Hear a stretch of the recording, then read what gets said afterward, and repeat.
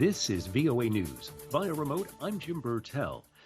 Fresh restrictions take effect for millions of Europeans this weekend after the highest ever worldwide number of coronavirus infections in a single day.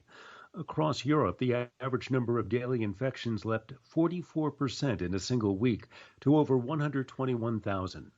The world's largest randomized trial of COVID-19 treatments found conclusive evidence that Remdesivir, a drug used to treat U.S. President Donald Trump when he fell ill, has little or no effect on severe cases.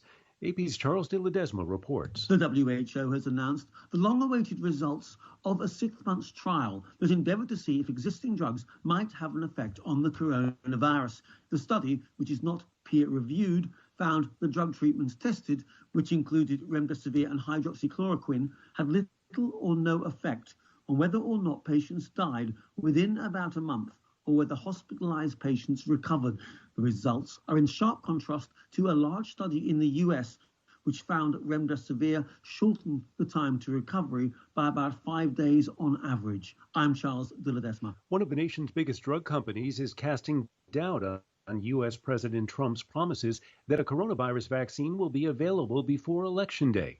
AP Sagar Magani has more. Pfizer's chief has long said it's possible to find out if his company's vaccine is effective by month's end. But Albert Bourla says the vaccine would still need to be proven safe. And even if everything goes well, it will not be able to ask for emergency authorization of the vaccine before the third week of November. Another drug maker, Moderna, has also said the earliest it could seek emergency approval is late November. The president's been saying for weeks a vaccine will be available in weeks. Sagar Magani, Washington. This is VOA News. The United States is condemning NATO ally Turkey after it reportedly carried out its first test of a highly advanced Russian air defense system in defiance of U.S. warnings. Turkey's defense ministry is refusing to confirm or deny the test firing. The U.S. presidential campaign continues today. In Florida, President Trump says he will fight for senior citizens with every ounce of energy he has. I'm moving heaven and earth to safeguard our seniors from the China virus, to deliver life-saving therapies in record time, and to distribute a safe and effective vaccine before the end of the year. And we're really doing it even sooner than that. You see what's going on. We have the vaccines getting ready to go. His Democratic challenger, Joe Biden, is in Michigan, where he accused the president of living in a dream world when it comes to the pandemic. Turn the corner. My Lord. It's not disappearing. In fact, it's on the rise again. It's getting worse, as predicted. A new poll from the Associated Press finds the overwhelming majority of American voters describe the nation as deeply divided.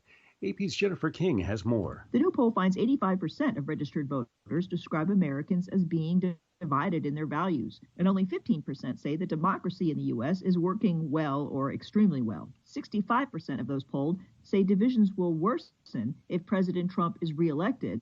That includes 91% of Biden supporters and a quarter of Trump supporters. Joe Biden had an advantage over Trump as the candidate trusted to handle the coronavirus pandemic, race relations, and Supreme Court nominations. The two candidates are competitive on the economy. Less than half of voters say they're highly confident that votes in the election will be counted accurately. Jennifer King, Washington. A French teacher who had recently shown students cartoons of the Prophet Muhammad was killed outside his school on Friday in France.